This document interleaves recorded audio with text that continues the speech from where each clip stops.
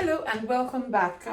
In previous lessons, we talked about the indefinite integral when we didn't know what was happening at the end of the function, and we used C, the integration constant, to represent the number that we're not sure about, that we don't know. We used that integration constant to represent that number at the end of the function. In this lesson, we're going to be talking about the definite integral, in which case we do not know we do not have to use C anymore, because we're being given the limits of the problem. Yeah, we're being given the limits of the integration problem. So in that case, when it's not the case that we don't know what C is anymore, we use the limits, we put the limits in, and then we use that to try and figure out the solution to the problem. So I think this will be clearer if we have a look at some examples. So let's have a look at some examples. Now this example says evaluate going from 1 to 2 x squared with respect to x. Now notice the difference. Before, when we didn't have when we had the indefinite integral, it didn't give us any numbers on the integral sign, but this time it's giving us the limits. It's telling us to go from 1 to 2. So just like we did the last time, this time we're going to start off by integrating. If we integrate this, we would have x squared plus x to the power of 2 plus 1, that would be 3, divided by the new power, and this time we're going from 1 to 2, so we're going to just leave it as, we're going to change the notation to going from 1 to 2 when we've already integrated it. Yeah, next step would look something like that. The next thing that we have to do now is we have to substitute when x is equal to 2 and subtract it from when x is equal to 3, so equal to 1. So let's do that. When x is equal to 2, we would have 2 cubed over 3, and we have to subtract this from when x is equal to 1. So 1 cubed over 3. And whatever we get now, that's going to be the solution to that problem.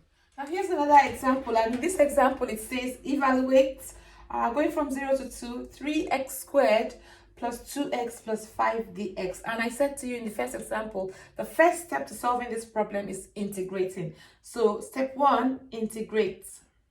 Let's do that.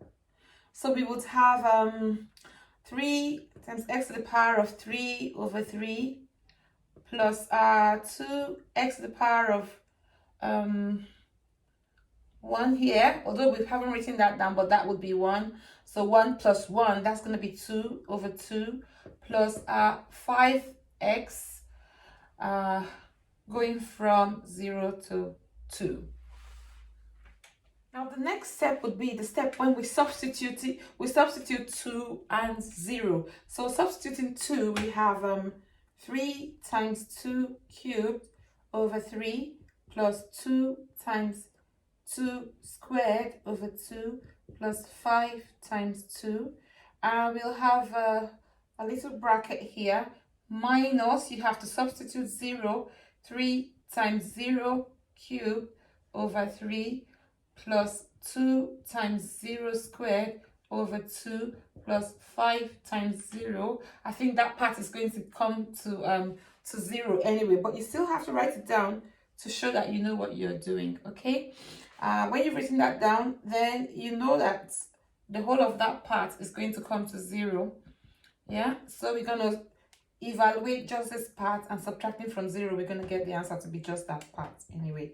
So let's put that into the calculator and see what that gives us. That would be, in the calculator, that would be, starting with the fractions button, we're going to have 3 times 2 cubed, let's press the cube button, cubed, over, using your arrow keys, you go down, 3 plus, put the fractions button on, 2 times 2 squared over 2 plus 5 times 2.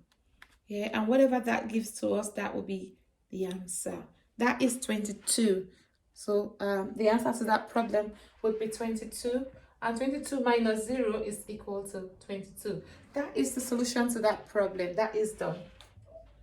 I hope that is straight enough for you.